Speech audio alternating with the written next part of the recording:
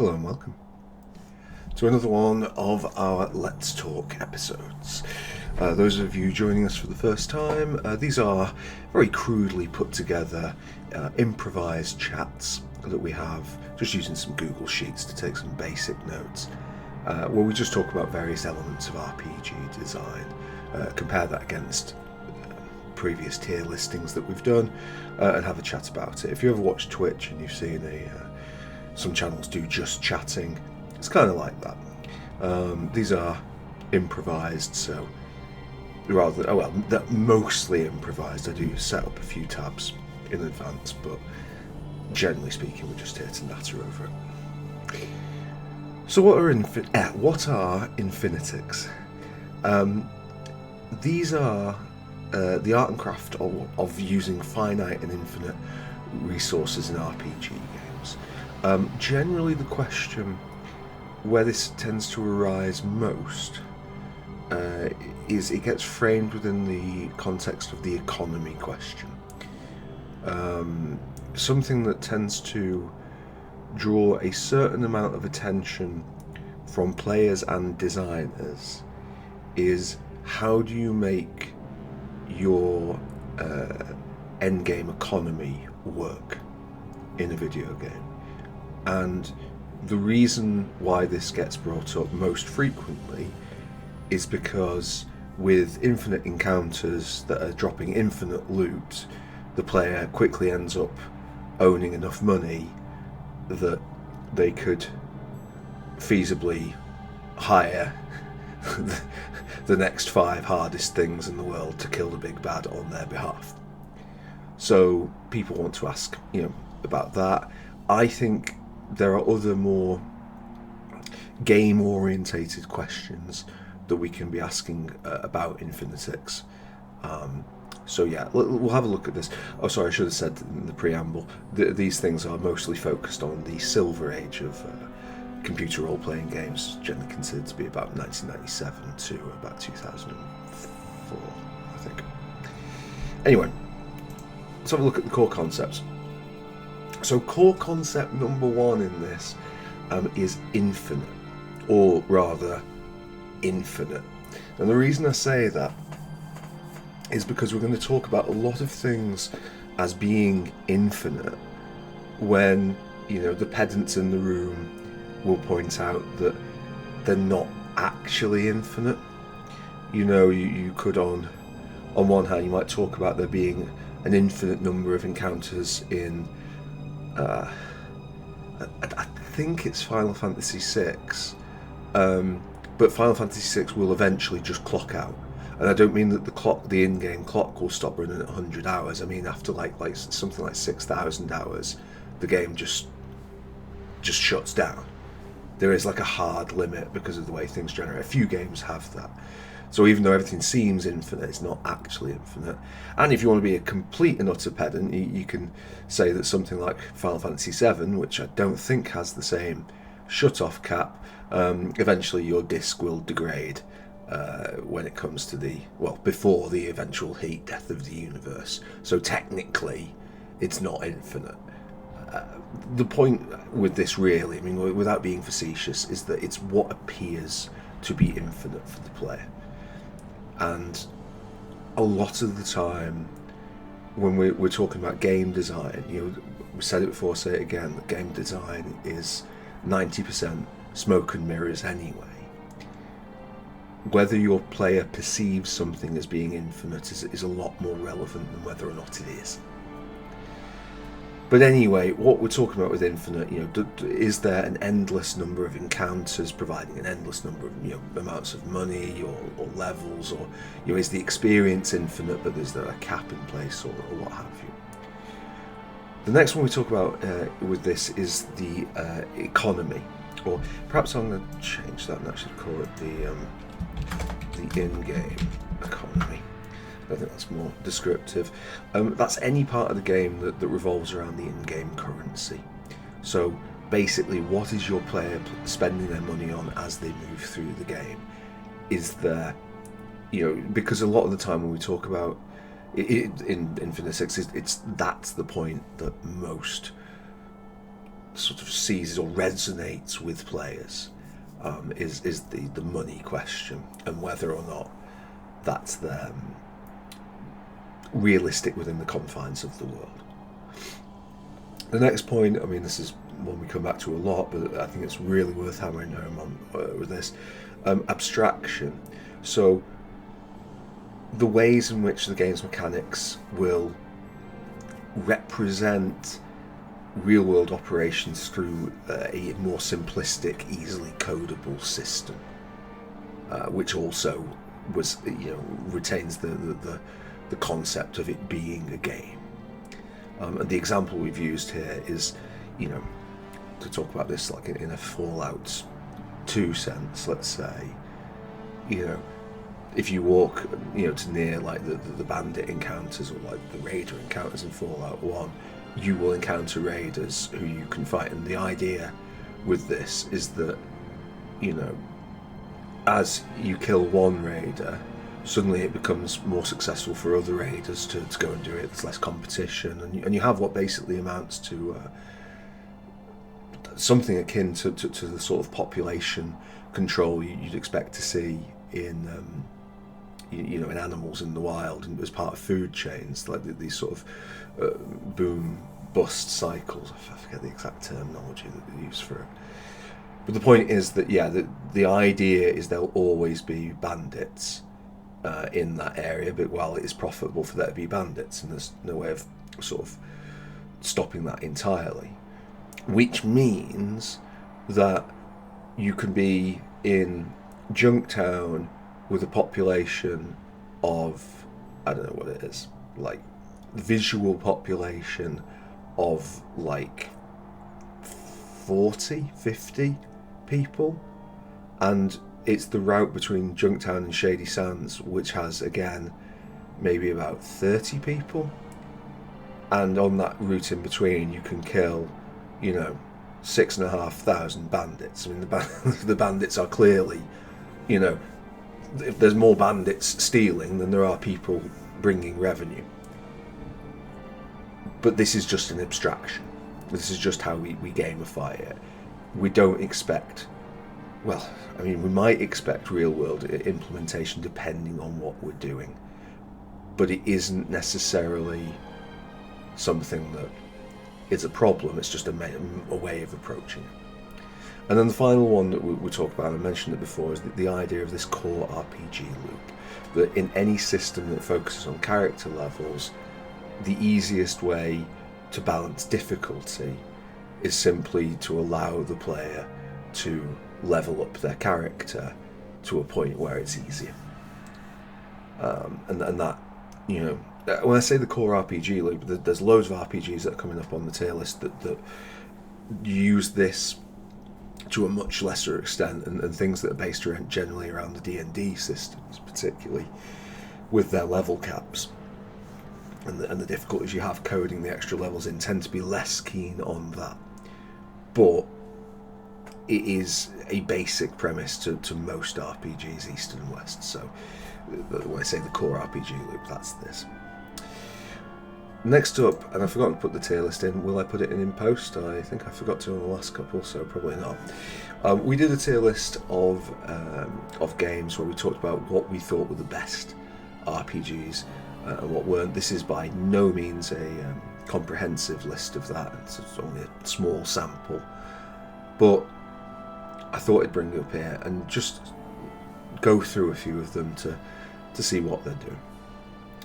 So, starting from the top, Final Fantasy VII, the original Final Fantasy VII on PlayStation 1, has infinite enemies and encounters, which provide infinite experience, albeit up to a level cap, quite a high one, infinite money, and there is no time restriction on... There are certain time restrictions in the game to an extent, but not a broader overall time restriction. The only thing that Final Fantasy VII does that really is noticeably finite is high-grade consumables. You can buy potions from the shop, but elixirs, X potions, mega elixirs particularly, are much harder to come by. I'm wondering now that I've typed that, whether or not there are things in the Great Northern Cave that you can actually farm, like by using morph to get elixirs and mega elixirs. I don't think there is. I think the highest level consumables are simply found things. Now the feel of Final Fantasy VII is that like everything within it. This what is the feel column, by the way. Look, I've got about 20 characters to, slightly more than that, maybe 30 characters to get a summary in. I'm not in love with my what is the feel here, but we'll talk about it in more detail. Just kind of use it as a prompt. Final Fantasy VII's got a huge level of abstraction. You know, its inventory system is just way. It has nothing to do with realism.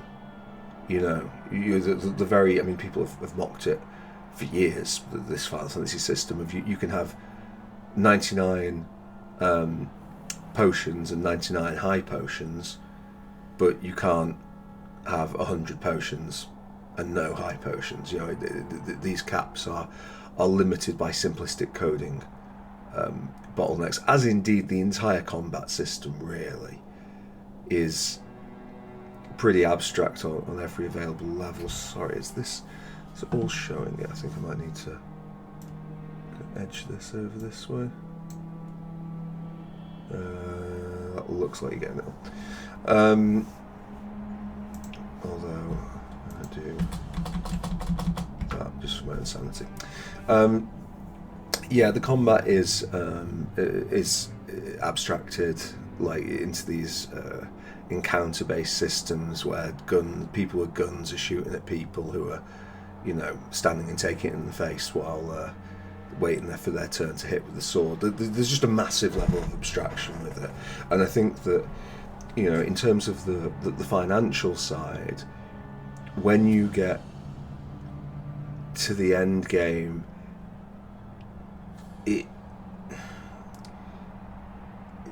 there aren't many. You know, it is. You know, I think the most expensive thing you can buy is the villa, but you might buy new material, you might buy chocobo greens and so on, but it is accepted that your money will pile up and pile up and pile up. It's generally accepted that you'll hit level cap. What isn't infinite in Final Fantasy VII is your character attributes. They are fixed, but they're fixed like way up in the clouds. No pun intended. You know, I have a lot of hours in the original Final Fantasy VII. I played it over and over as a child, and I only managed to max out Cloud's stats to 255, and that took a long time. So yeah, just realised that your 255 is yeah, because of the bits there. But anyway, yeah, Baldur's Gate 2 technically has infinite money. It's a bit. The thing is that Baldur's Gate 2's random encounters and its sellable encounters are not. They're not really worth very much compared to the other to fixed encounters. Like, you can farm certain encounters within, like in traveling between locations, or by resting in certain dangerous areas, but they don't generally bring in they bring in some money, but not a lot. So yeah, again, but the fact that you can do this means that, yeah, absolutely, there are infinite enemies and encounters, and you can farm these in order to get to level cap. Not that you're likely to need to, because it's got quite a low level cap. Similarly, and this is like, I guess maybe I should talk about this like more generally with this time. Infinite time is it's an interesting one. Generally speaking, players don't like a lot of limited time systems, even though a lot of players, or a lot of very vocal players, perhaps more accurate to say, will complain a lot about a lack of realism in other areas. Time is something of a blind spot. In almost all these ones where it's, the time is infinite,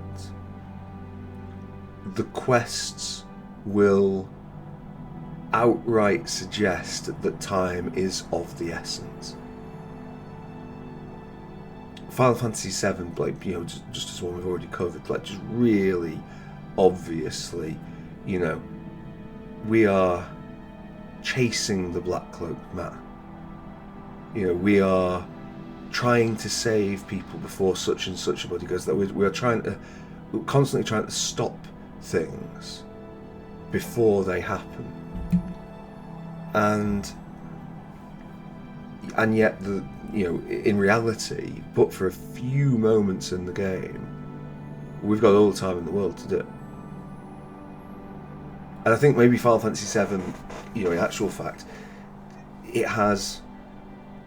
In fact, yeah, let's put Final Fantasy VII as yes and no, because Final Fantasy VII has more bits where time is not available. It's still a tiny fraction of the game, but it has more bits than I think arguably anything else on the list. Possibly Fallout. It's one, I suppose, as can contend to that. But anyway, but that time is not, as far as I'm aware, any factor in Baldur's Gate 2. It might as well be infinite. With consumables, again, like Final Fantasy VII, the really, really good consumables, protection from magic, cough, is that they are limited in supply. You can, with some slightly naughty play, use this to farm certain things infinitely. However, I would argue that's a bug, not a feature. It's an exploit that doesn't feel in the spirit of the design of the game. I think it's an oversight. It's one of those words that I can't remember what order the letters are in. It's simulacrum or something, but you can manipulate that to give you effectively, in a sense, infinite consumables. Will I use that while playing the game? Yeah, hell yeah, I'll use it when playing the game. So maybe you should consider that, but it doesn't feel infinite in the way we're talking about elsewhere. And when you get to the end game in Baldur's Gate 2, I mean, the sense of this, Baldur's Gate 2 is much more of a power fantasy than Fallout 1, Fallout 2, Baldur's Gate, even really Final Fantasy 7, which is just kind of more anime power than real things. But like Baldur's Gate 2, I think part of the process of that is that you are meant to acquire a vast amount of wealth. That is, as one of the most powerful and successful adventurers in the Sword Coast or in Arm, you would be expected to be fabulously wealthy. So that's kind of what you are. Fallout 2. In fact, we'll talk about both Fallouts in one go because they're very similar. You've got infinite encounters, and the encounters in Fallout 1 and 2 will provide a quite substantial amount of money. It's very easy to completely break the world economy such as it is in Fallout 1 and Fallout 2. It also, what it does do, I suppose, that's slightly different to Final Fantasy VII and a lot of the other JRPGs, is that the shops don't have infinite money. You know, this is different to the Baldur's Gate games as well, and it seems to be something that the Western RPGs do more, sometimes successfully, sometimes a lot less successfully, is try to slow down the economy by limiting the amount of monies that about the amount of money that shops have. I'm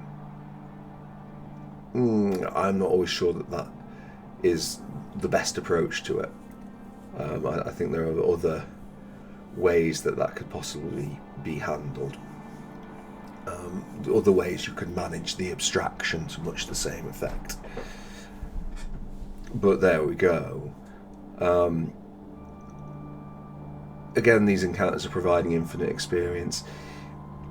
Fallout 2's got a very high level cap. Fallout 1's got a kind of more medium level cap. But Fallout 2's got a lot more content. And Fallout 1, you know, are you gonna use all that money on anything, all that experience? Are you going to get there? Because you would have to be playing the game for quite a long time after you've explored every single area. As a young person, as a child, I did that on Fallout 1. And I think it's like there's another section that I want to do on sort of havens or bases or what have you, which is kind of linked a little bit to the economy question from a different angle. But in Fallout 1, I used to, when I played it as a child, I sort of role played in it, and I'd ended up taking over the lone house, killed Laszlo or whatever his name was, and then just moved in. And I used to keep the bookcases in the walls filled with like an arsenal of weapons and armour that I found in random encounters to equip my imagined militia. That wasn't part of the game, that was just part of that. I think, I mean, that's a player story. I don't think that you need to try. I don't think it's a good idea to use something like that as a designer as a rationale for doing anything. You know, players will use their imagination over things if it's there, but as soon as you're saying, well, if we do this, then the player can imagine something, it's like, well, you know, at that point you're saying that your game is at least not as good as tabletop and probably not as good as somebody sitting at home just thinking. So yeah, Baldur's Gate 1 we skipped over, but it's just the low level cap. We know the problem there. Otherwise it's very similar to Baldur's Gate 2. It's a bit easier to make money in that because the random encounters generate a higher proportion of cash relative to the world. And then we come to the real outlier, the real exception where everything else is a rule. And it's, how awful does that look? That looks... no, I don't think I can have that. Can we customize this? What about that? That's a bit better. Can you see that on the video? Maybe that's not. I think that'll depend on monitor settings. You might be able to, that might be dead clear, or it might not be clear at all. A bit hard for me to tell, but it's yeah. So Bloodlines is completely different. It's just it's the obvious exception to all these rules, and it's a fascinating example of what happens when you create an exception to the rules. Because, to the best of my knowledge, Bloodlines has a very fixed amount of money that you can possibly acquire in the game. That if you were to sell, if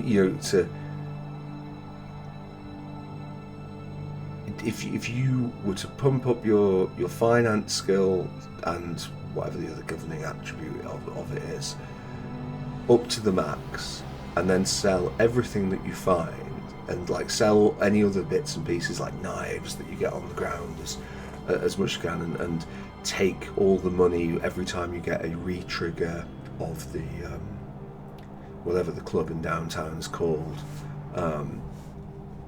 If you did that and you always ask for money at every available opportunity, that figure that you can earn in game will be somewhere in the region, I imagine, of about $7,000, and that's it. And it's exactly the same with enemies and experience. Like the enemies in Bloodlines, single normal enemies do not give experience. Killing bosses or specific targets gives the experience.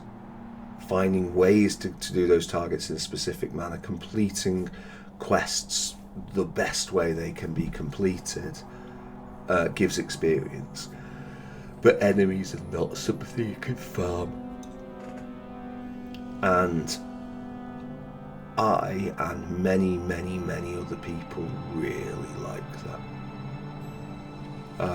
This is a really cool system, because as soon as you do a system like that, combat becomes something that it's potentially good to avoid, which feels much more on point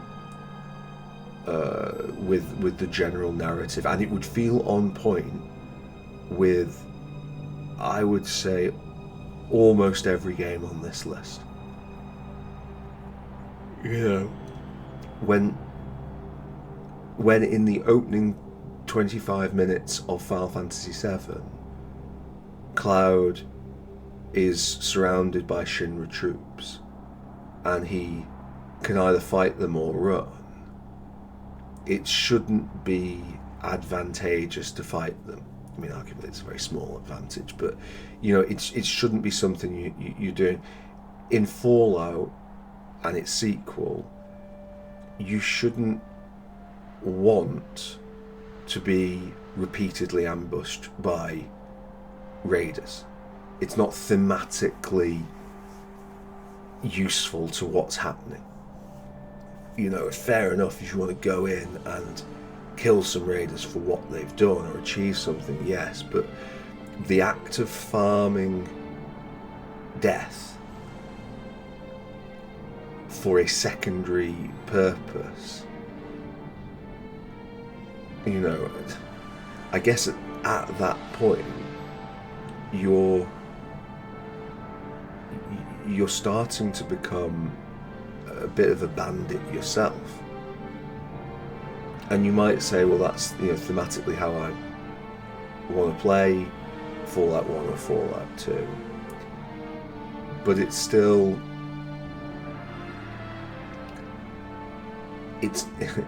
It's not tied to the game's win state the same way that following the quest is. I just think it's really interesting with Bloodlines, and also the fact that in Fallout 1 and Fallout 2, like just doing that, it should be dangerous. Obviously these are games and it's not about necessarily providing realism, but just the fact that the Bloodlines does it this way is just very interesting. Similarly, the experience and the level cap, I've done the level cap in a different colour, which seems to have unfortunately spread to Fallout 1. That was not intentional. The reason I've done it like that is because, if I recall correctly, you can't max out your character sheet even if you get all the experience in the game. And the experience is limited, but even if you get it all, you can never spend it on everything. You'll still have to pick and choose. And then lastly, we've talked about time. Time operates differently in Bloodlines to how it operates in Final Fantasy VII, if I recall correctly. Final Fantasy VII has several bits that are specifically timed using real-world timers. You know, when you have 10 minutes to get out of the opening reactor, you have got such an amount of time before they move the huge materia onto the submarine. When you are coming down in the rocket, if you want to extract that huge materia there, you've got a certain amount of time. Bloodlines, again, I think it does it really well. Bloodlines operates by saying that, again, it's abstracting time, and everything is sort of kind of happening in one night, but your time periods for example, the money from the club, which is the best example of the time there, will increment, I think I'm correct in saying, according to progress along the main quest. So time is there. Why have I put infinite consumables in Bloodlines? I don't think Bloodlines does have infinite consumables. No, that looks like a typo. Yeah. So what you get as a result of this with Bloodlines is you get a very quest-focused, specific and tight world. And obviously there are other factors that contribute to this tightness of the world in Bloodlines. Its small size being one clear factor in it. But the world feels, for the most part, like extremely contiguous in terms of the areas and what you're doing within them. And you also, while you get much better than you are when you start, and you can do lots of checks later that you couldn't have done initially, you don't end up with an absurd amount of power in the game. I suppose one consumable. I suppose bullets you can continue to buy, but you'll just run out of money, which kind of makes everything in them. We'll come on to Bloodlines a bit more because that is obviously going to be a case study. Three Houses. So Three Houses is one of these ones, and it starts here, and this is where it's like interesting that Three Houses is time limited. You have got a set number of time units. You can expand those time units, or you can not expand those time units, but whether you expand them to the max or not, you've only got a set number of slots, and you've got to decide what you're going to do with that time. So it's limited. Because it's limited, everything else ends up being limited too. Technically, you could argue that the consumables, firstly, everything being a consumable, is a part of this, and we'll come on to this a little bit later when we're talking about the case studies and the considerations. But unless you can farm the things that allow you to repair things, which eventually you can't, eventually you'll run out of those, you're going to be out there. the feel with for me with this, when I say what is the feel and all this, I'm talking about this within the context of the Infinitics and how it makes the game feel. I think that this approach gives a certain amount of race against the clock. It's a turn-based race against the clock, but it's nevertheless a race against the clock. Like, how am I going to make the most from my time? That at least that's how I play. Final Fantasy X is pretty much everything that we said about Final Fantasy VII. I just can't recall it as well. I don't know why I've got Final Fantasy 10 now. I could just have Final Fantasy 9. Would it change anything? I guess we haven't sorted out tier ranking on it yet at time of writing, so maybe I'll leave it there. But yeah, well, applies to 7, applies to 10. Persona 4 and Persona games more broadly, I've got something of a three houses thing going on. Again, it's this race against the clock with a limited number of time slots. Yes, the enemies and encounters and money are technically infinite. You can find ways, basically, of farming them over and over and over and over. Although that does take a certain amount of consideration to do. But yeah, like, realistically, the time management aspect is the limiting factor, and again, that's creating this race against the clock feel, which is really, like, it really comes down to the juxtaposition between that and the other way JRPGs do it, I think, which adds to that feeling. We'll gloss over most of these lower down ones. Baldur's Gate 3, I don't think it's got any infinite encounters and infinite money. Like obviously I played it quite early on, so I don't know, they might have changed things with more recent patches. The thing with Baldur's Gate 3 is that it's just, to be honest with you, I mean, one of my complaints with Baldur's Gate 3,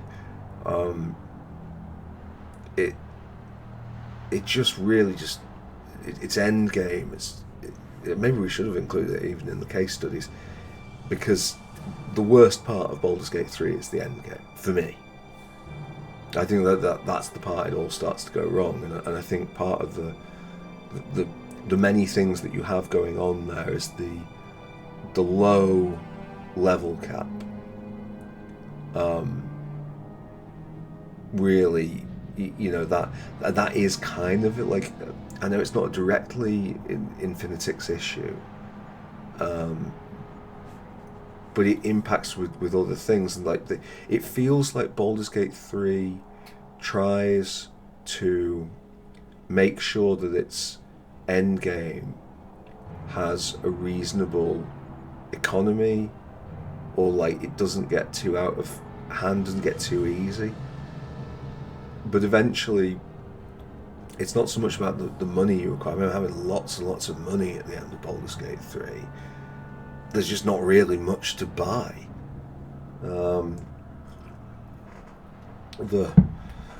Rather than the money running out, the things that are worthwhile to have kind of run out. There are other reasons, you know, why it's a problem and why its endgame is a problem, and many of those it shares, to be fair, with the first two Baldur's Gate games. So yeah, Might and Magic 7, everything is basically infinite. The interesting points on Might and Magic 7, I'm not sure if you have infinite time. You might not. If you keep playing, like, your character's age, and I think there is a point where that age like starts to act against you.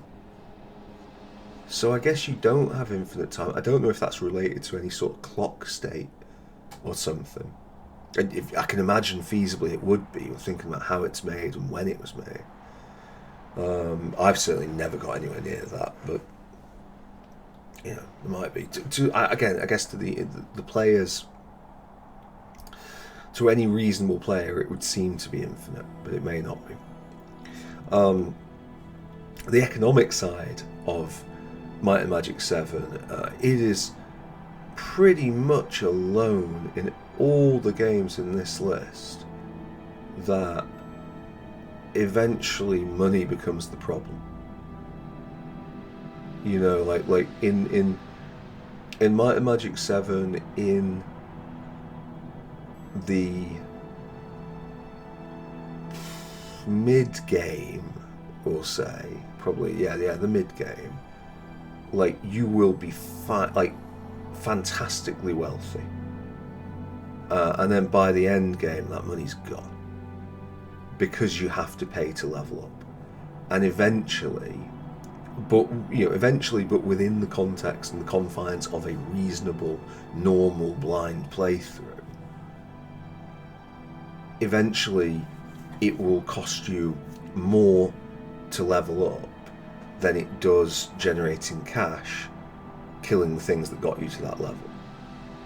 Eventually cash is the limiter, which is a very interesting and unique way of doing it. I guess it forms really part of it forms part of the sort of soft level cap system of Might and Magic 7. The diminishing returns, like, it's another area where the returns diminish, is like the sheer cost of leveling up gets in the way.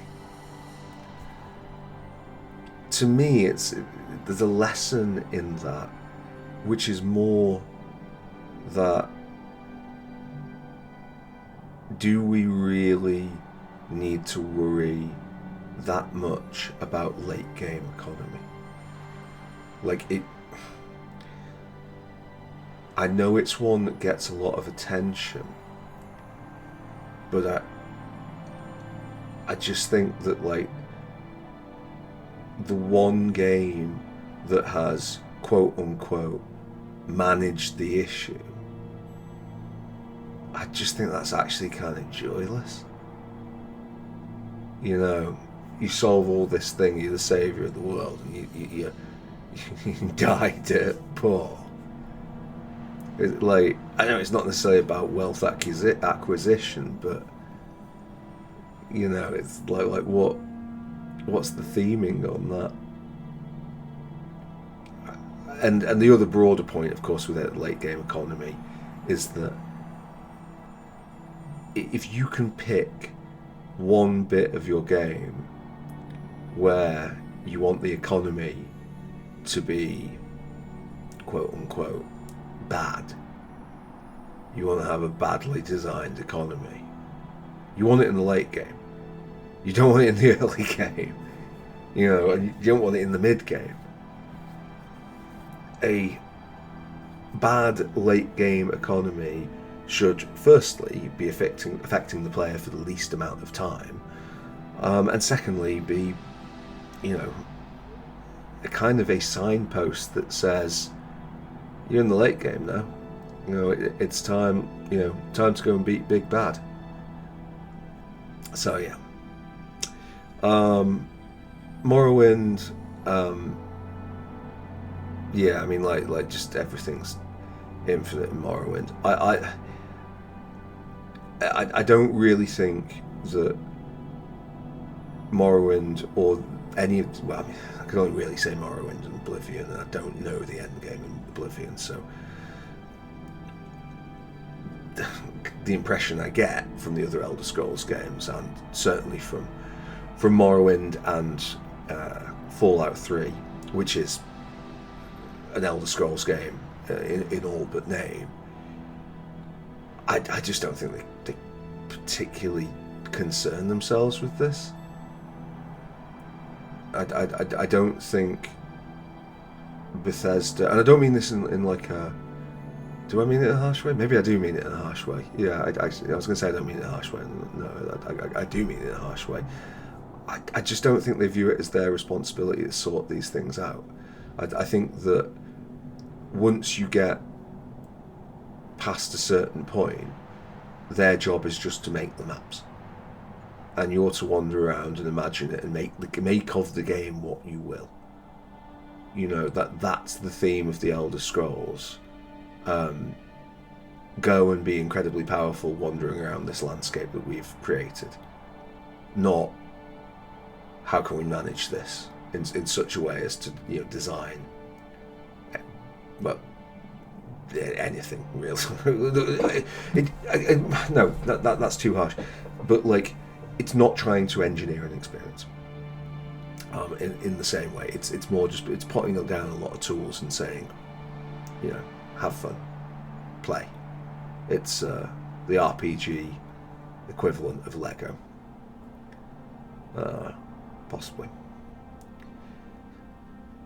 Anyway, Final Fantasy VIII and Wizardry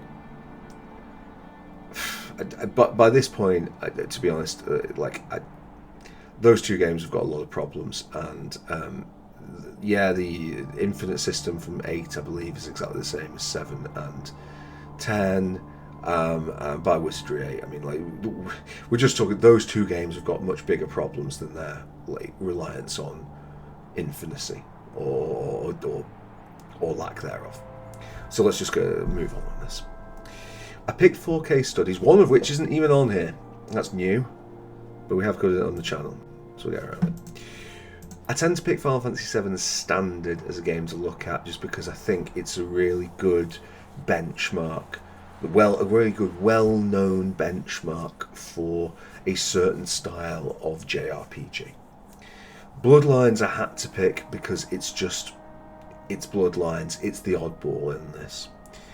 Three Houses, we've got 4 in there, and there's 3 there. Right. Excuse me. Three Houses is a good example of something we've covered on the channel, so we played it recently, and we can speak with a certain amount of authority about a time management system and what Infinity means in that. And then finally, Uncharted Waters 2 is something where I think it's worthy of mention just because of the economy question, because, you know, we did a very brief playthrough of Uncharted Waters 2 New Horizons, and we essentially finished the game as Mansa Musa. We were the richest, you know, our wealth was such that we could feasibly buy nations. So what does all that mean? I guess, you know, going back to the here and just taking just a really lazy copy. Oh, we have to Control V on this one because it's this. Actually, what's the default font on this? Oh, no, maybe we'll keep it like that.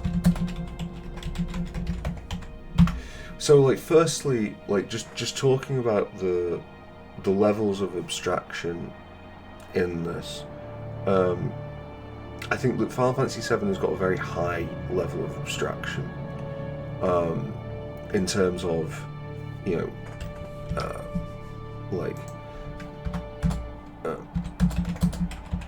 in all areas, but definitely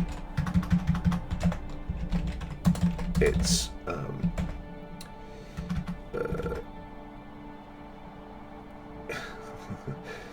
in Jesus, it is a bit of a mouthful to say. Yeah, we talked, you know, like about like not just the potions, but all the encounters and that, and I think maybe I'm going to put it like this. No, where is it? But consistent, and that's like this is a core element of like world building with anything like this. Is like, is your world realistic? Like, does your world conform to the same things that our world or any rational world, if we were walking through it, does it conform to that? Well, no, most of the time it won't, you know. the sort of Star Wars problem of, yeah, it's just a lot of the things in the world just are silly and don't make sense when viewed next to the real world. But when the rules within the world are consistent with one another, you can suspend your disbelief. And I think that, you know, not everybody will be able to play a video game where you can hold 99 of one potion and 99 of another, but can't hold 100, and be able to hack that. You know, for a lot of people, that will bother them. I don't know, is it going to bother enough people, particularly if the video game that you're making is an anime like adjacent, you know, world where like going and hitting people with a sword is better than using a gun, and you know, like the monsters like down there. I mean, Final Fantasy VII is, if you're pulling up the Final Fantasy VII inventory system as the unrealistic part of that game, like, you know, it doesn't feel like it's exactly, you know, chasing the realistic ball down the hill, is it? You know, it's doing something else. But in terms of like the level of abstraction for this, I would say that Bloodlines has got a very low level of abstraction.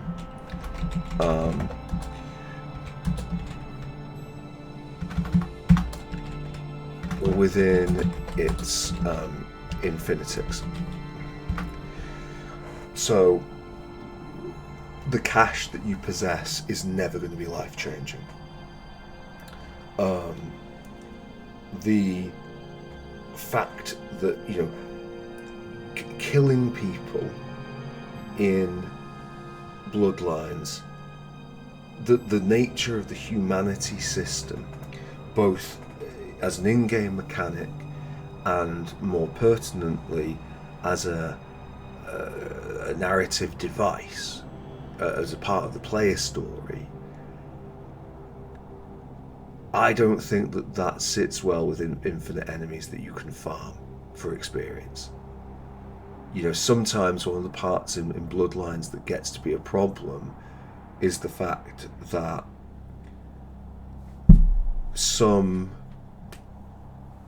there are some absolute pieces of work human beings in that world that you can kill and lose humanity.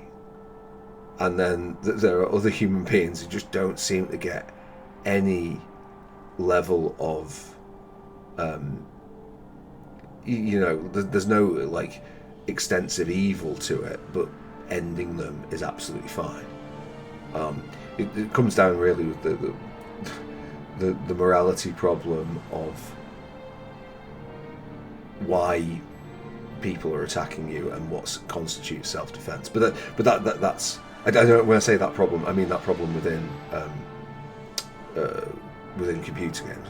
I'm not saying like you go around decking people who, you know, picking fights or whatever. But I think in terms of in terms of doing that, like it also, I just think there's a lower level of abstraction. You could argue that the quest system is the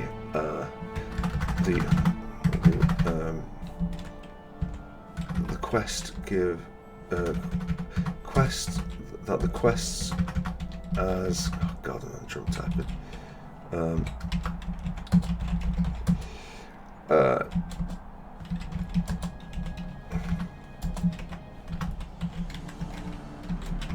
Now I know we've not chosen Morrowind as a case study in the Elder Scrolls. I at some point we'll do probably a more detailed video on this. To me, there are three basic systems, and obviously you can overlap and these to a certain extent, for how you manage skill growth in a game. And option number one, and Fire Emblem Three Houses is one of these that straddles the two.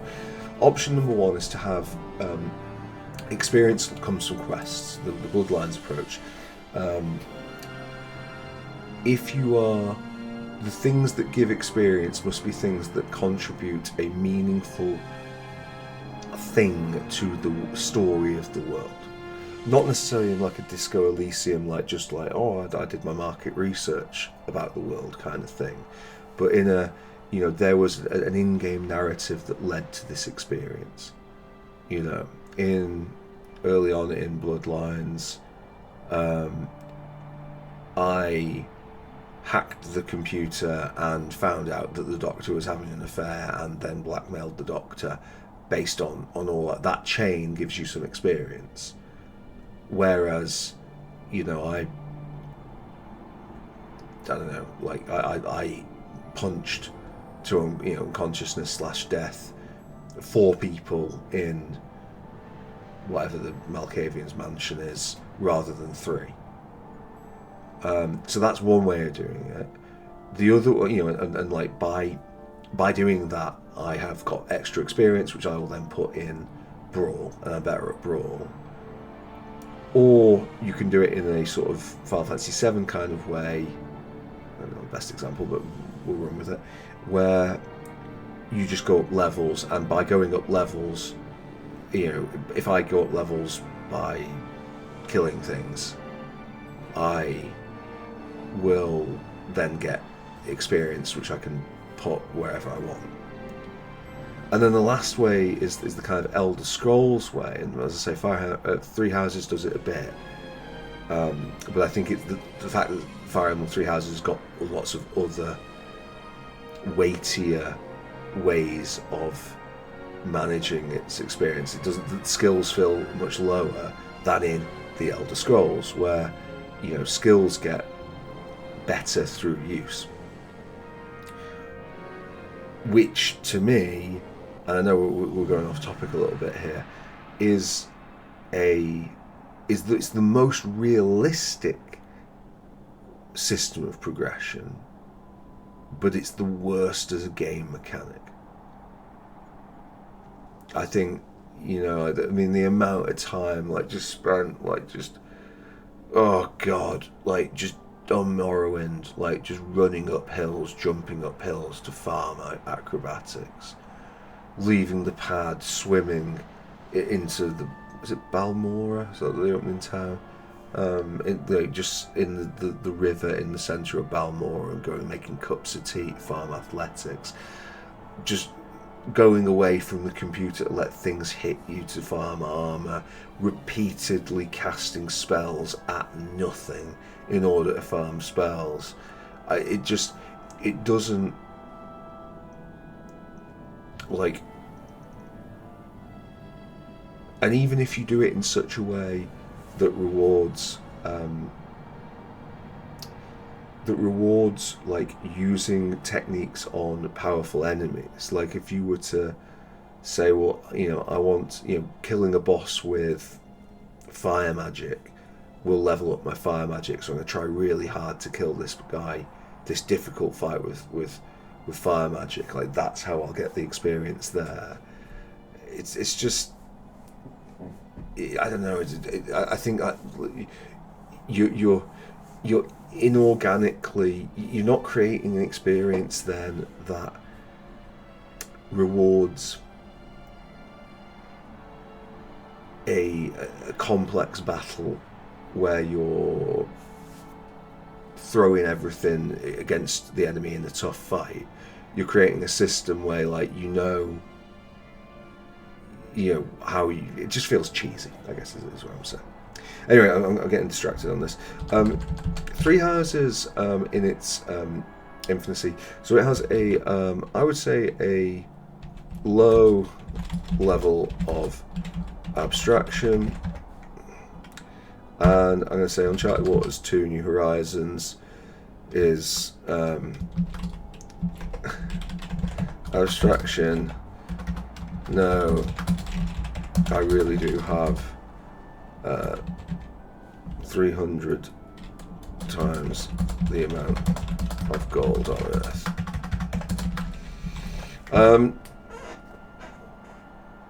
Fire Emblem Three Houses, just while I'm looking at it, because it raises another thing, and we talk about Infinitics in terms of experience and encounters and money. Always money, that seems to be the one that people focus on. Fire Emblem Three Houses doesn't use Infinitics on gear. I'll just put finite gear. And I think that this is one to focus on, because I go back to the what does each game do. Have we got any other games on there where this particularly matters? Might and Magic 7 does it a bit. I think the worst offender for it that I can recall is Fallout 3 and Fallout New Vegas, where gear is, or weaponry specifically, or weaponry and armour, are limited use and require repair. And Fire Emblem Three Houses is one of the only games I've seen where this actually works.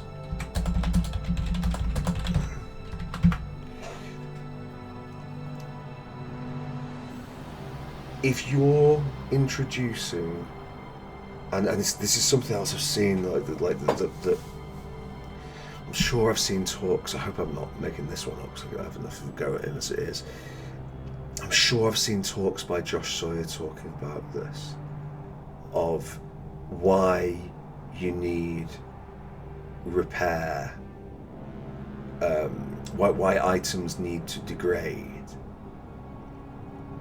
and the answer being given, it's like, because it's a tool to manage the end game economy and stop players getting too rich. And it's just awful.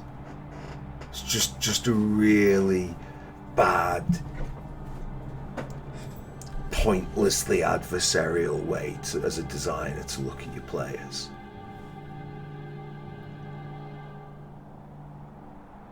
Like, the reason Three Houses does it so well, finite gear, is because finite has much more of a role within a time-based system. You know, it's the trade-off. The question, do we, this race against the clock, now we've got a decision to make.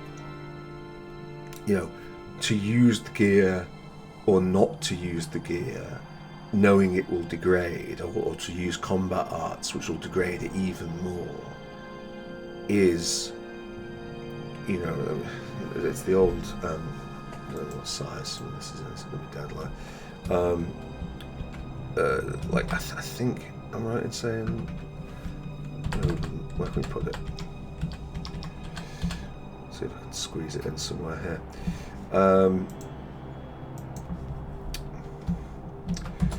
It's what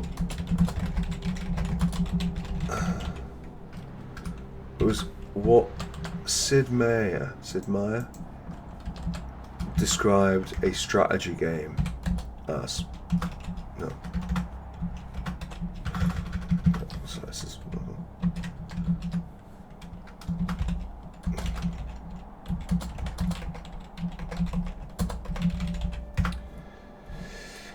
A series of interesting decisions. When you are playing Fire Emblem Three Houses and you're making that choice as to whether or not to use your really, really good sword on that enemy, knowing that it'll help you get the kill, but knowing that you've only got so many more things on that sword, that's an interesting decision. Having to repair your shotgun and go back and go back to town because you've used the shotgun 400 times or whatever, and now it's time to repair the shotgun so that you don't have too much money in the late game. That is not an interesting decision. And the shotgun maintenance is something that absolutely, for the sake of gameplay, should be abstracted away. And repair, generally speaking, should just be abstracted away, unless you're specifically thinking about how you gamify it. And to me, the gamification that Bethesda came up with, if you want to call it that, is, well, if you collect more shotguns, then you can merge the existing shotguns to repair your actual shotgun.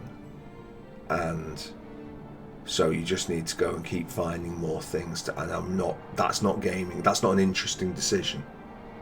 It's needless busywork. Now, so generally speaking, I am against finite gear. I don't like it, but I'm really, really, really for it in Three Houses, and it's because of that time-based system.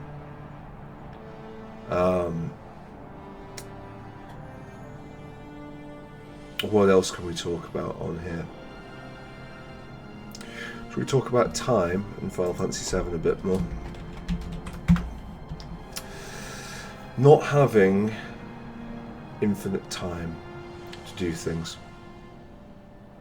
If you didn't do this within the set time period, and to be fair, compared to Fire Emblem Three Houses, that is not exactly what you signed up for with the game. Like, it's a time limited thing. Everything is harping around time management. No one, I was about to say nobody's complaining about time management in dating sims. I have no idea if anybody's complaining about time management in dating sims, but I would assume that they are not, because that's something that is just, baked into the genre. But when Final Fantasy VII offers time sections that put the player in difficult positions, I like it. I think it's good. I really think that, like, a bit of urgency, a bit of, I love it as an expression, a bit of ludonarrative assonance is a good thing. But players are divided.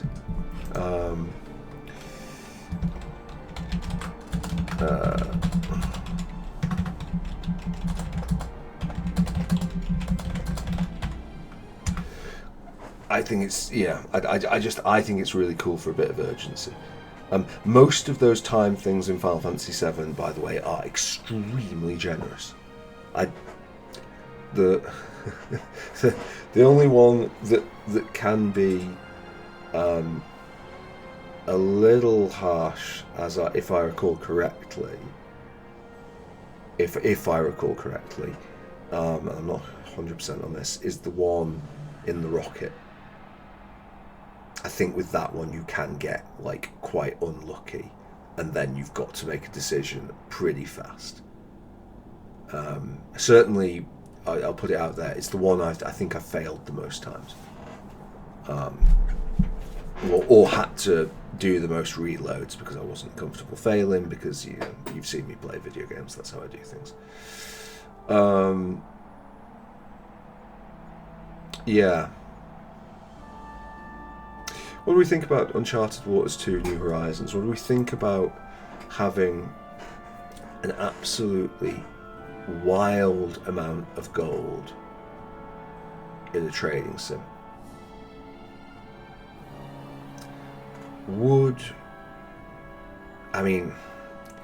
This would be a hell of an undertaking for them to do it, I would argue. But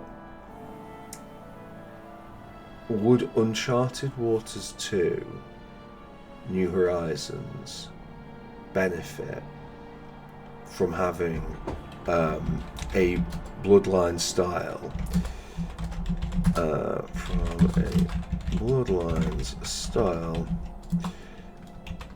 fixed amount of world income? To me, that's a huge ask. Absolutely huge. To program that.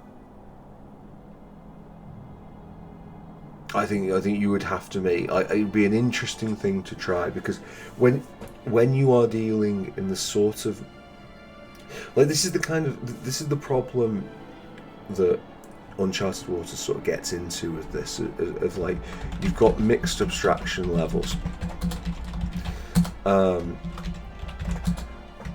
Selling a few crates of wine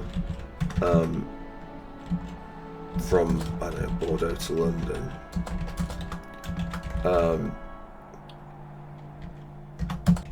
is in the same system as shipping, 2,500 gold ingots to Mecca.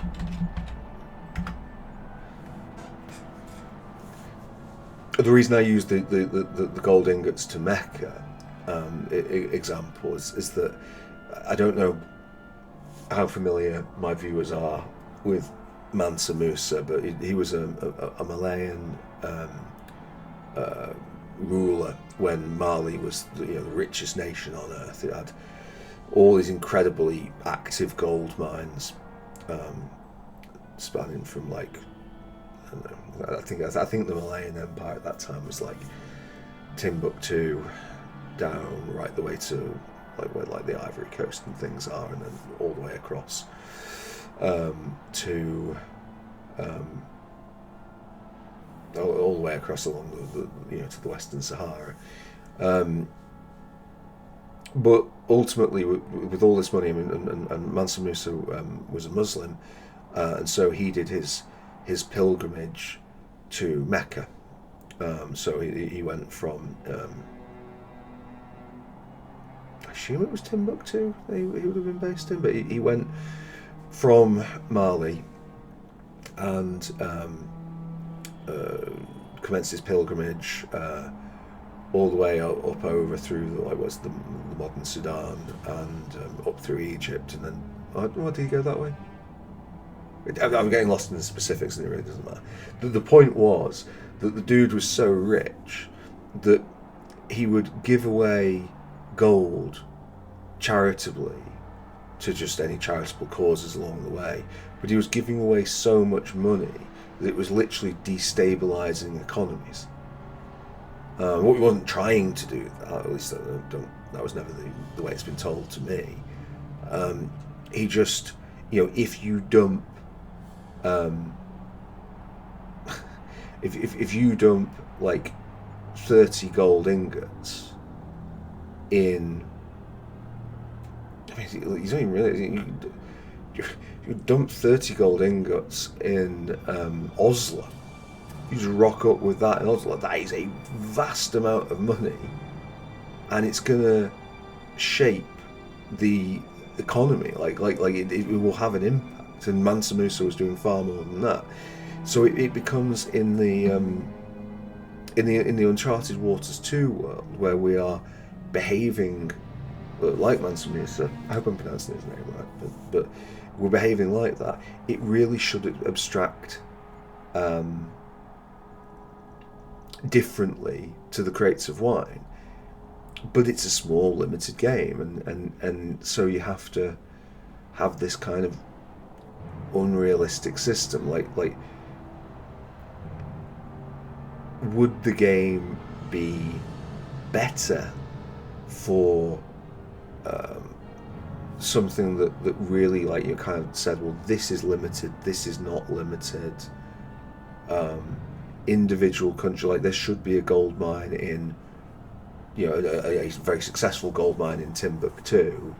There shouldn't necessarily be one of anything like the same size, if at all, in Madeira.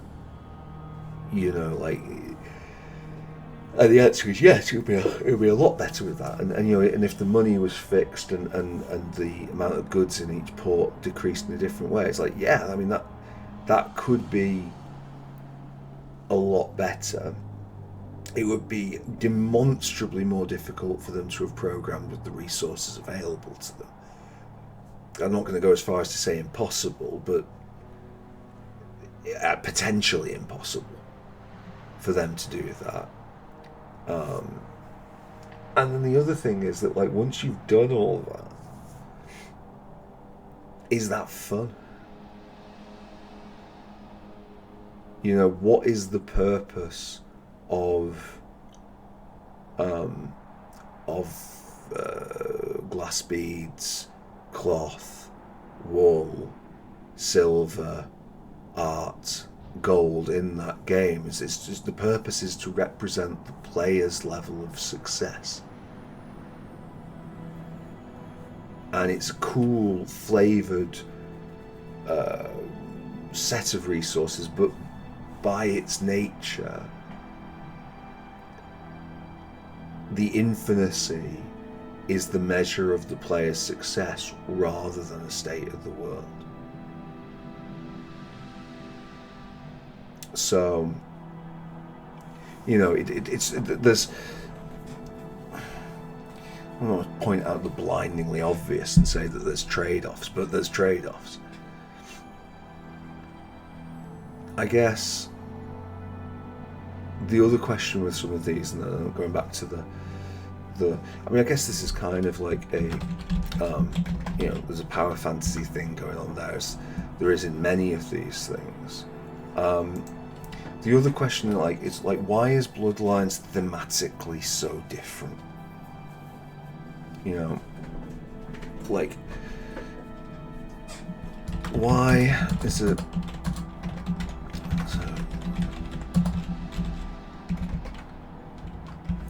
Actually, let me 2 secs, because I just reminded myself. I don't think I might have. I know I moaned about Morrowind. I forgot to moan about the one thing I was going to moan about with it. If we're talking economy, I got here and I was like, why did I want to put who the hell designed this? Now I remember. We were talking with Fallout 1, Fallout 2 about how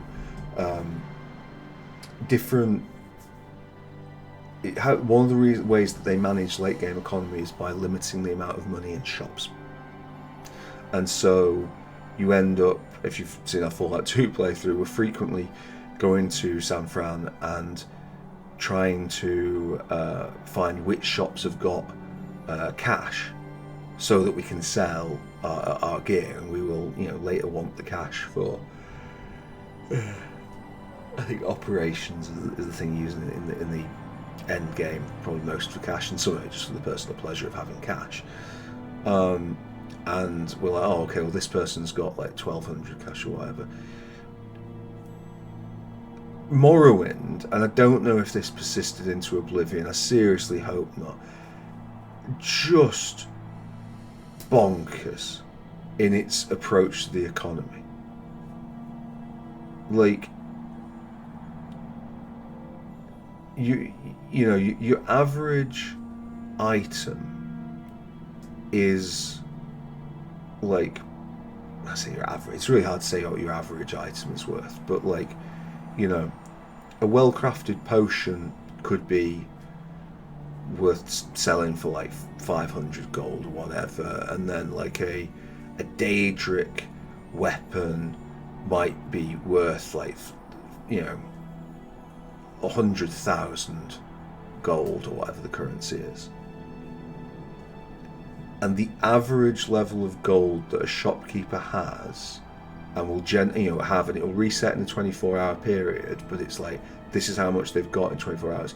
Is like, I think the average level is about 300 gold. And there are 2 random creatures in the world. They're not shopkeepers. They are just creatures who are hidden away. One extremely hidden, the fucking mud crab, and it was also very easily killable. And then Creeper is I think he's some sort of Daedric creature himself, whatever. He's a bit easier to find. Who have 5,000 and 10,000 gold respectively, which is still like absolute chump change when you're dealing in Daedric weapons. Like a Daedric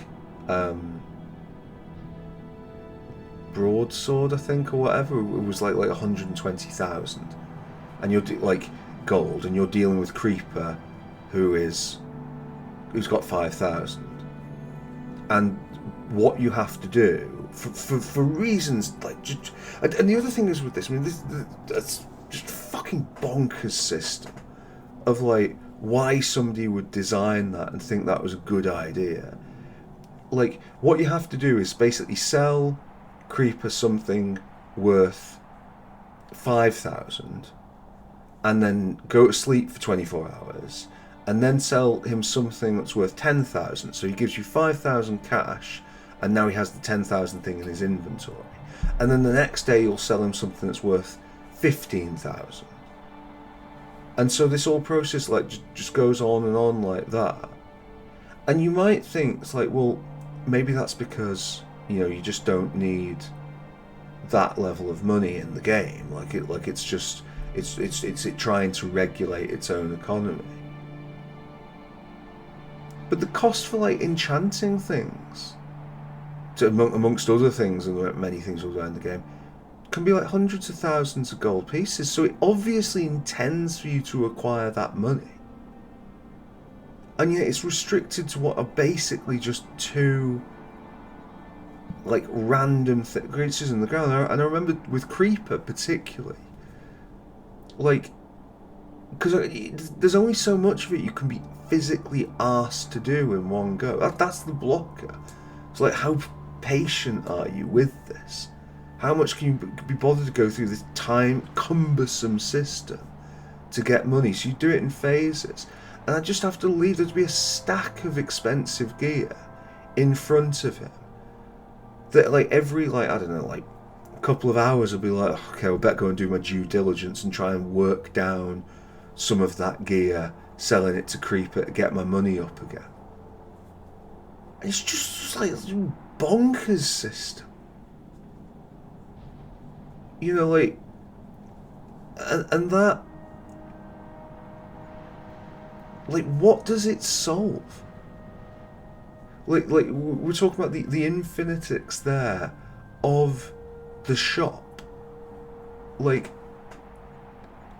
Fallout 1 and 2, like, yeah, I can kind of see how, you know, like, maybe you might want to regulate money by, like, only, like, giving them so much money for stuff, and then you end up using, you know, just storing it as ammo or whatever, and finding other ways to have your cash and so on. But, like, Morrowind, like, just, you know, if he's suddenly going to get another 5,000 gold out of his arse in 24 hours, why, what are you trying to achieve with this? You know, or, I mean, the other thing you could do, if you really want to fix and say, no, like, a standard shopkeep in Balmora has, like, 300 gold or whatever, you know, and that means he can't buy anything more expensive because it's like a poor town or whatever, and that's our role-playing thing. It's like, oh, fine, like, you know, okay, have that, but just make everything, all these other bits and pieces, worth less, and make the charge of the enchanter worth less. Oh no, we couldn't do that. You know, it must be really expensive to enchant things. That's like an end game thing. It's like, well, it's not really an end game thing, is it? Because it's like, we're going to want and need to do this. And even being in the end game under this system does not guarantee me lots of money, because I still have to sell things to fucking Creeper. It's just... It just strikes me as a ridiculous system. And like...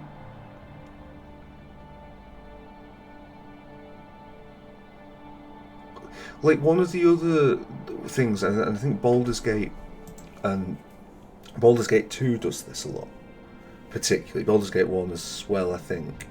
I suppose, in actual fact, in a sense, Uncharted Waters 2 does it, but we'll speak more in Baldur's Gate because I think it's a more useful example.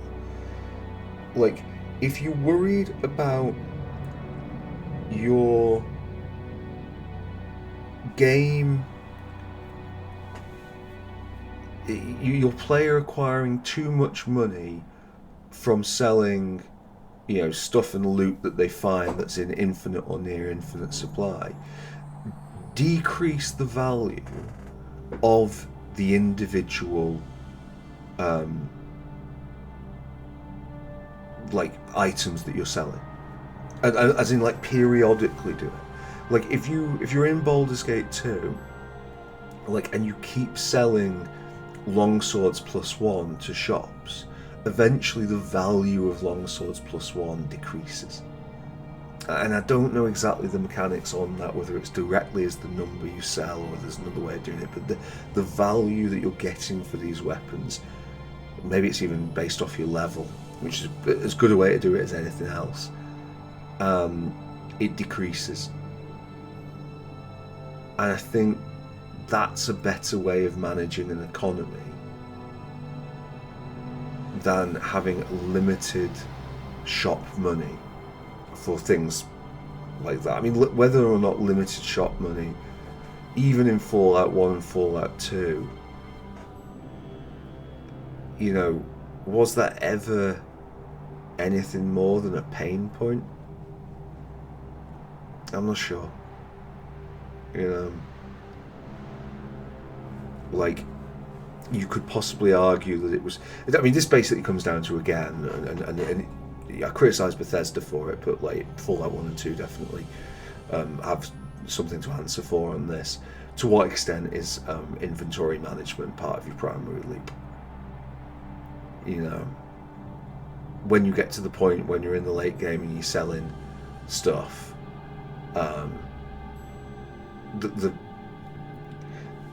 the challenge should be, in my view, acquiring the things that you want to sell, not selling the things that you have acquired. I don't think that's where you want to put your gameplay loop. But sometimes, I say this as a player, sometimes it's hard to know what we want, and maybe I enjoyed that more in Fallout 2 than I did in perhaps the Baldur's Gates, where the inventory was, the shop's money was always infinite. I don't think I did. I really don't think I did. And I actually don't, I think I prefer the economies in these two games over these two. But I could be wrong. It's hard to know until you know. Why is Vampire the Masquerade Bloodlines so thematically different to all these other games? Why, I guess the first thing to say, it's a horror game. The horror elements. The fact that we are fighting for survival in Bloodlines, and that's kind of like a bit of a theme of it, of that, like, we're under attack in that, rather than us saving the world, we're kind of saving our own skin.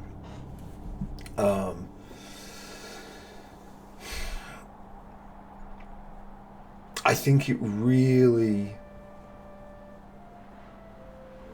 works on making its areas feel lived in.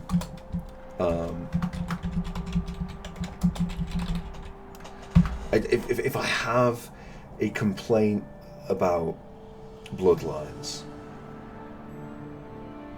Well, no, I'm not.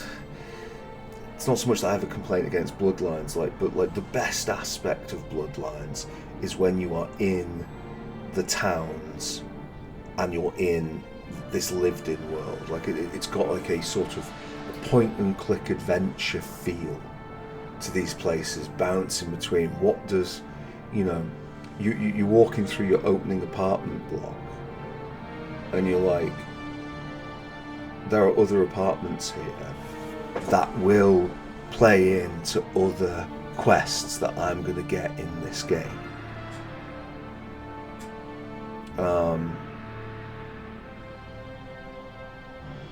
Which I think is really, really good. I guess the other theme with it sort of is it's actually a really, it's possibly a weird way of putting it. It's kind of a really intimate game. Like it's about being in an enclosed space with lots of other characters. And obviously, Vampire the Masquerade or Bloodlines has a fair bit of sexual and pseudo-sexual content. Well, the way I phrased that. So it's perhaps a better way of putting it is overtly sexual and pseudo-sexual content. But the point is that it's not about exploring through a long, going on a great journey. It's about being in tight spaces with other people and things, and so maybe that lends itself particularly well to that. I can't help but play Bloodlines and think that is an excellent way of doing things. The one perhaps possible criticism, although this also applies to a lot of the games, is going back to that core RPG loop. There is no option but to get good. You haven't got the fallback to grind. And again, we go back to these, as I say, anything that's got a low level cap ends up with this eventually. We've already had a conversation about Curse of the RPG endgame. It kind of comes into that, and if you are doing this sort of thing where everything is limited early and there's no option to dig yourself out of a hole, potentially you might find some players get lost in it. It didn't happen to me, and I don't think I'm that good. And when I first played Bloodlines, I played it on an absolute potato, so half the time the battle was not the enemies, it was the frame rate. But someone 1 hour 33. I want to try and get this done in under 2 hours. That's the ambition. So rather than putting considerations in ahead of time, I thought I'd fill them out this way. One of the ones that will be released next year accidentally did this and actually grew to quite like it. So let's have a think about this. So I guess the first point, I guess, is like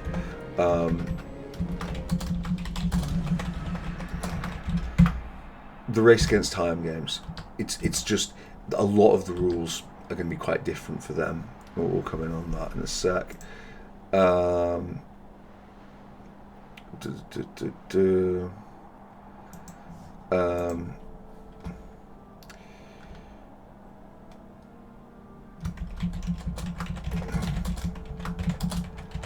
We'll have a focus on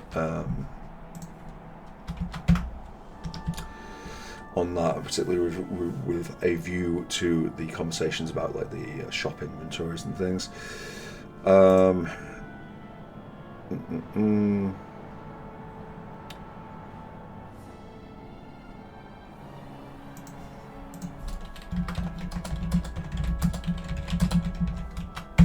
do that in terms of bloodlines.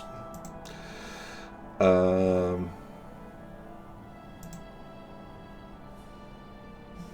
guess we'll just go like,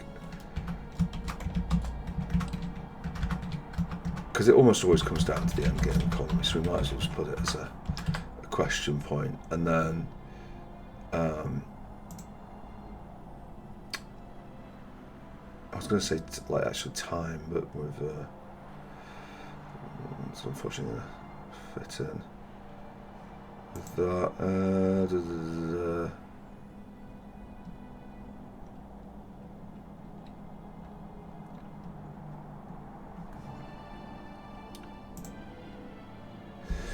I think it might just be 4 for this one. That's what I am feeling.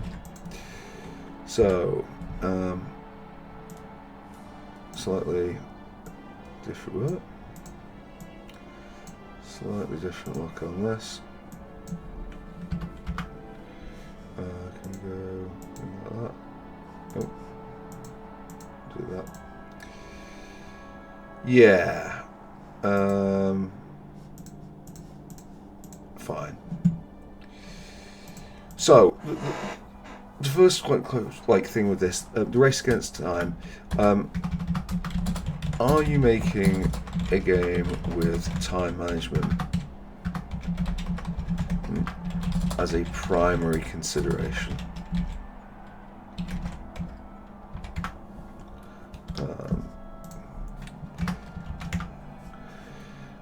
Because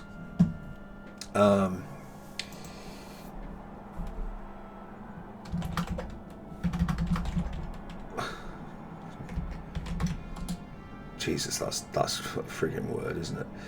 Finiticy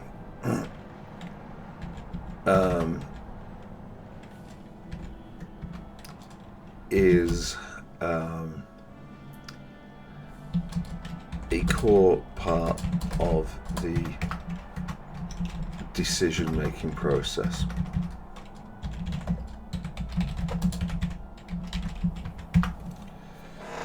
So it becomes more important, and this is basically the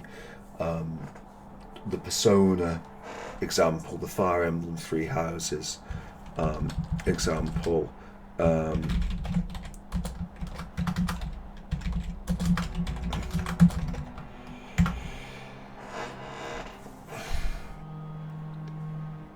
If you know, I guess. Yeah, maybe we'll expand on these a bit more. So gain point or pain point is realism detracting from the player experience or adding to it?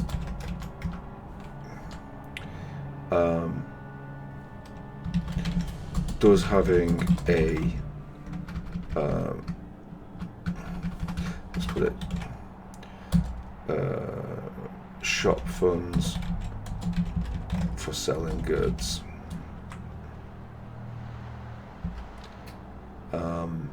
what else is there? I think the other pain point is like repair systems.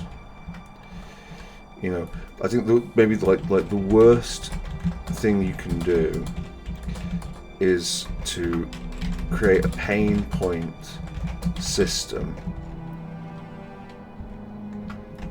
that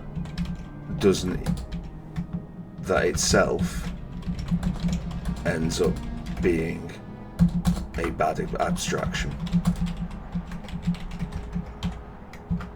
I'm going to put here Morrowind shops.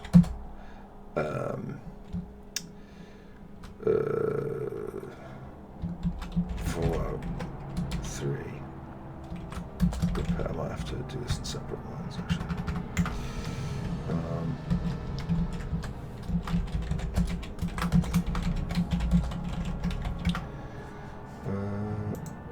Are those bold? No, it's just my eyes. Go up a bit.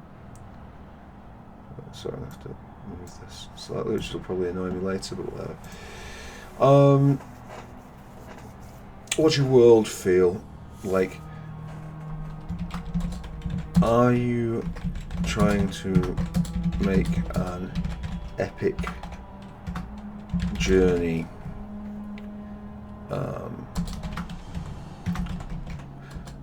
both in terms of travel and self, or are you making a more intimate affair where your character's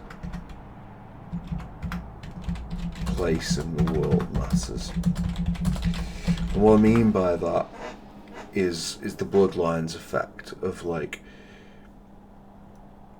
you don't suddenly want, you know, if your character in Bloodlines by the end of what I'll loosely call Act 2, if they can command enough money to command a standing army, it doesn't make much sense for them to be handling things by themselves, because of the way that money sort of operates and the way it's kind of grounded in that world and that reality. I think I'm just going to move these two up. Setting me off. Right. On the other hand, if you're in Final Fantasy VII, Final Fantasy X, you know, the entire, like, just so many of the systems of that are just, like, out of the gate abstracted.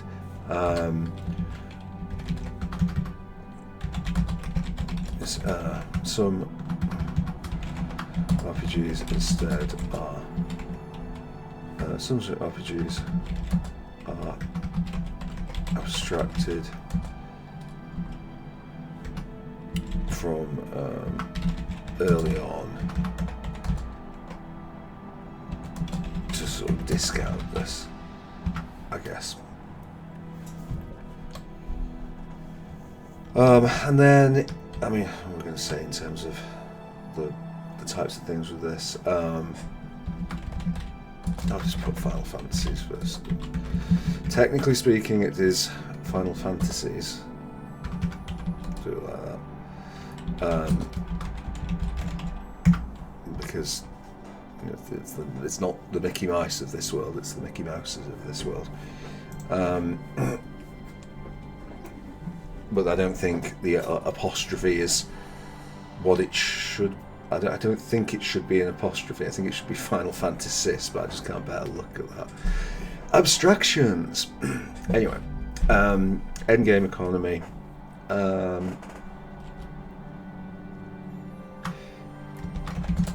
The part of the economy that matters the least, but often draws the most attention. A broken economy at the end game can actually signpost the end game.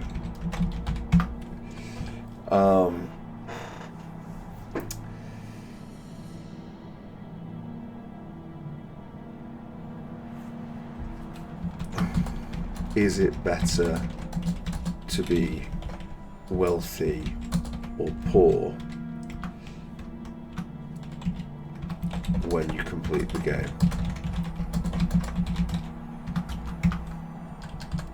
And I guess we'll return back to Uncharted Waters 2 on that one.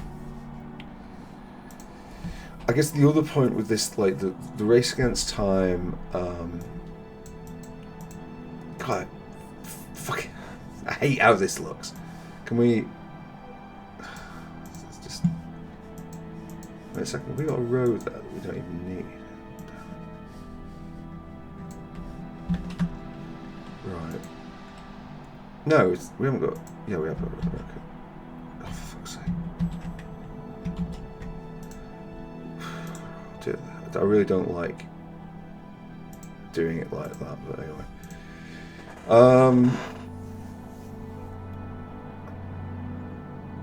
The other question with the race against time is, do players enjoy that? Nope.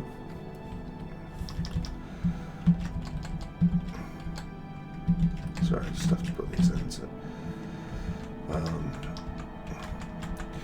things there.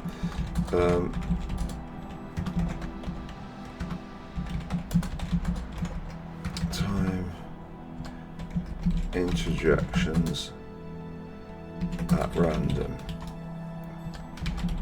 easier to be consistent, and I think we talked about that as kind of a theme with this, of like consistency of rules, the consistency of the rules of engagement with the game.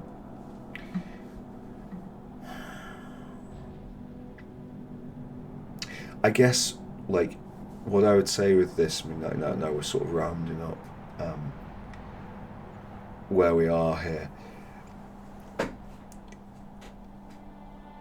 I think the infinite systems in most of these RPGs that we've looked at, how many of them have defined an experience? You know, and I think that the three, to me, that really define the experience are, if I was going to pick that colour, that custom one. Yeah, of these three. I might include Might and Magic 7 of all things. Maybe, but those are the ones.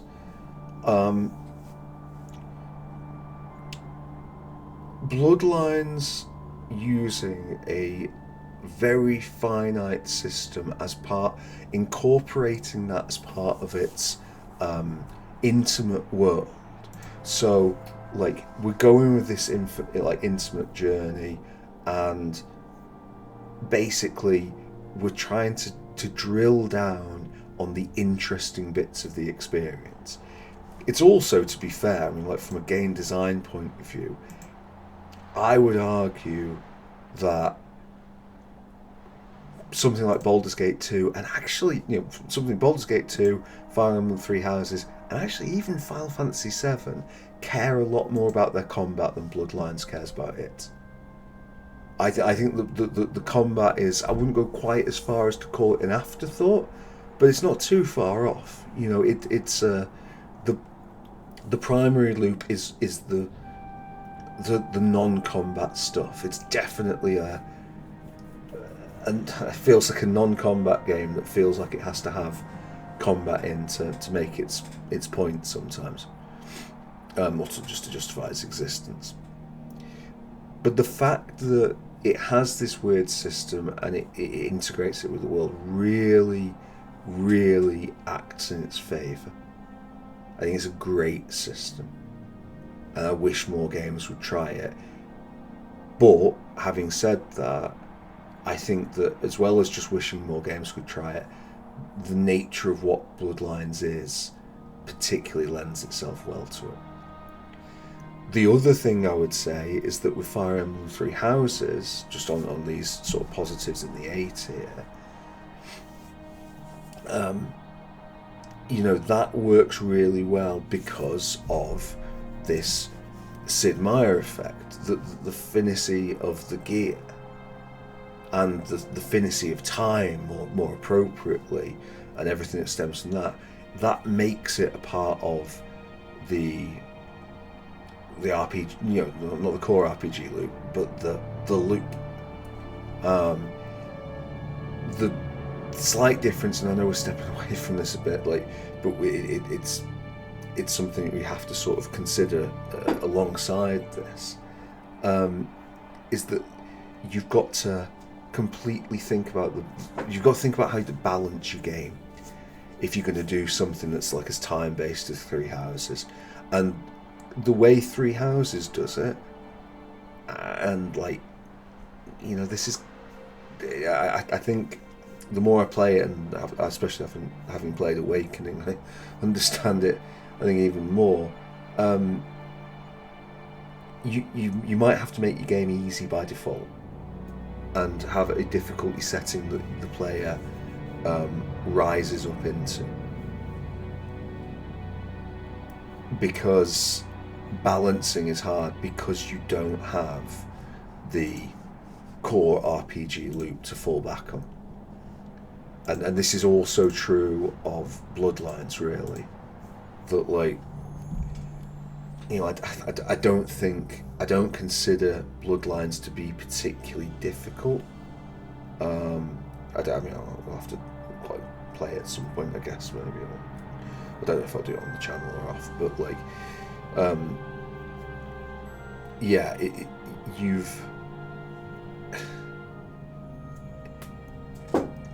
you run the risk of like boxing a player in somewhat,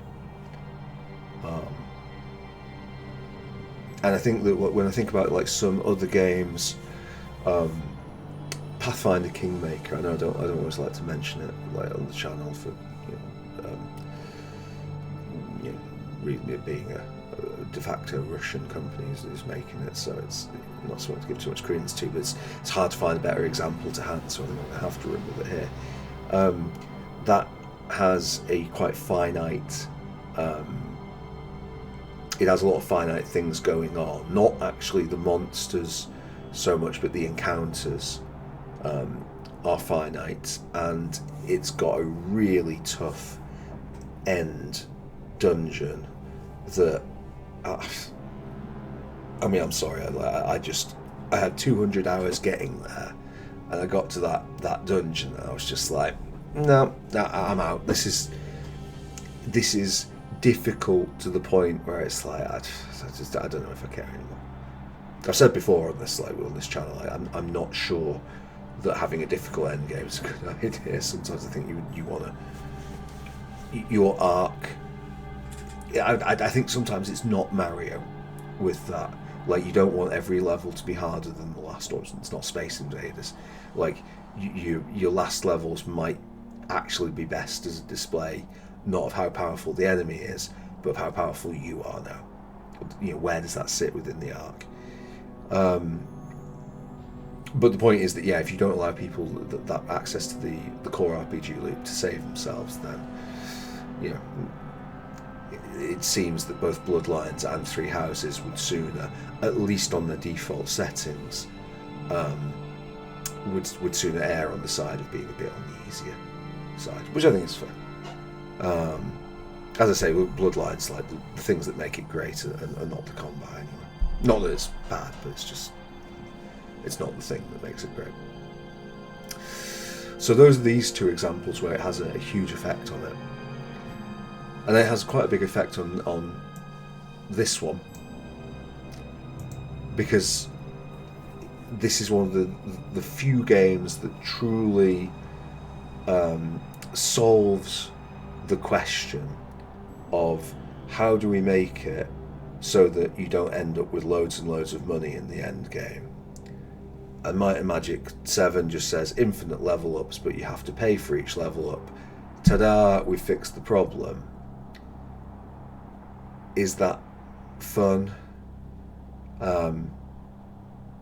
Well, I don't think so.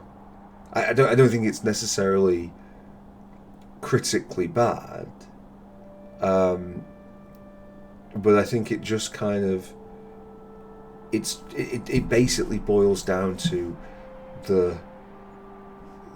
this same point, that ultimately, you know, by having everything cost so much money in the end game to level up, and you running out of money, that is the economy broken, and that signposts the end game. Like, you know, it sort of says to the player, yeah, this is not going to start behaving as you want it to, as it did for all the rest of the game, because you're at the end of the game. We'll see if I can remember to come back to that, because there's another point with this, really. And then finally, like Morrowind, just characterized by these incredibly, again, just to me, just pointlessly adversarial approach to shops. It's not the only reason I think Morrowind's like not great. I say not great. I mean, like most of these are, even the Final Fantasy VIII, and which I'm throwing down in F tier. It's like still pretty good. If we made Final Fantasy VIII tomorrow, or Wizardry 8 tomorrow, I'd be pretty proud of myself. We are talking, generally speaking, about some of the most highly considered games of all time.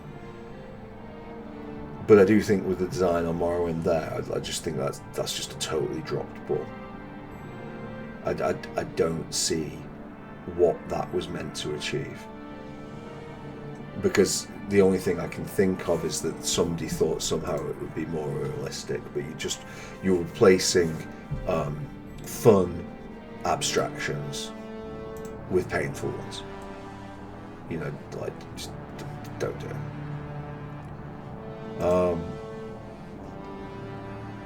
The last point that I wanted to make, and I guess I will see if I can cobble this so that I can fit it in. This is going to look ugly anyway. Oh, I don't know. I sometimes find myself like, oh, I want it to look neat. It's like it looks like crap every single time. Like, just forget it. Oh, God's sake, really? Right.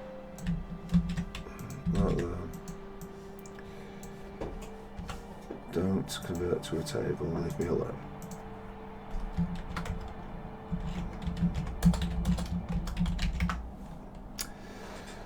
No. Infinitics. Okay.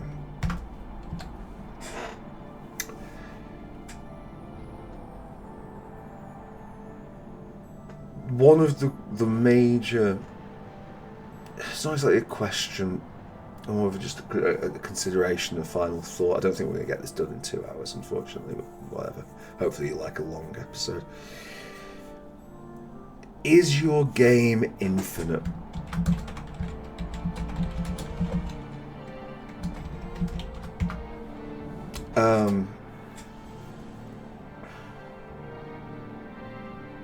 Very few games are infinite.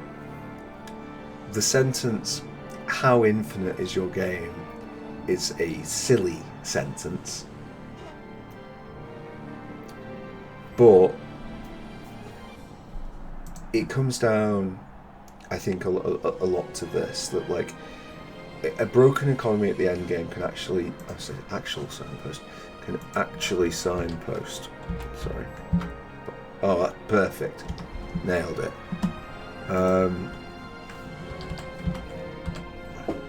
So the keyboard is in the dark, and at a weird angle, and it's a weird keyboard, so there'll be typos.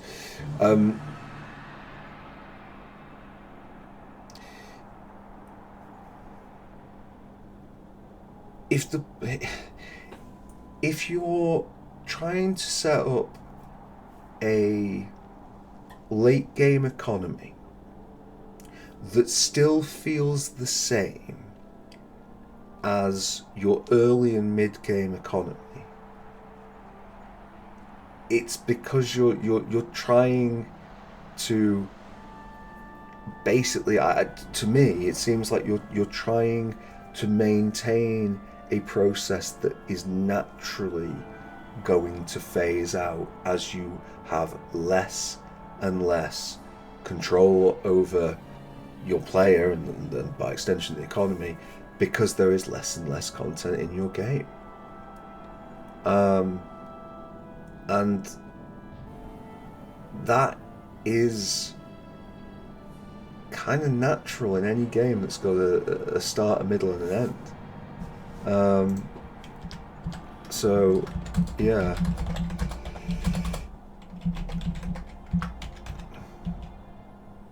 Oh, for God's sake. Urgh.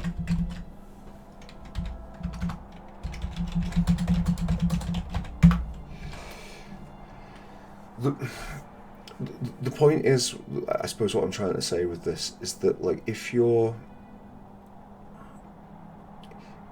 the reason you embrace Finicy or Infinitics is to manage your end game, you're kind of like using it like any form of authenticity or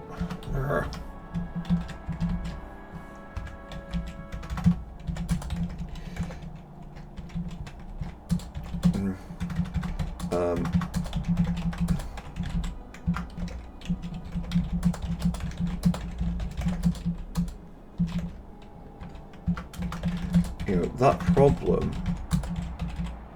as I italicize it, will catch up with you.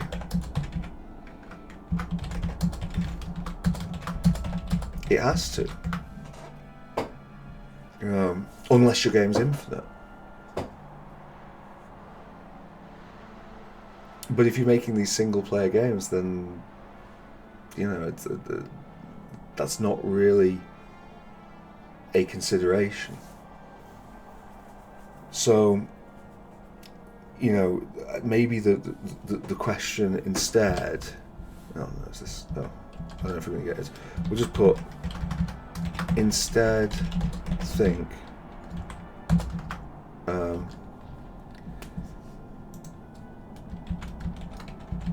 How can my end game be broken? Like, how can we use that as a tool to, for fuck's sake, keyboard. It also, like, it just the size is the note on the keyboard, why I'm cursing over it. There's a button, and it's incredibly easy to catch, that flips it between American keyboard settings and UK keyboard settings. It's a keyboard originally designed for Mac, and I've had to customize stuff on it because I originally used it with a Mac, but it's the only keyboard I've got that's got the RSI slanting keys. You know, it looks like the keyboard's drunk. The keys go in different directions. Yeah.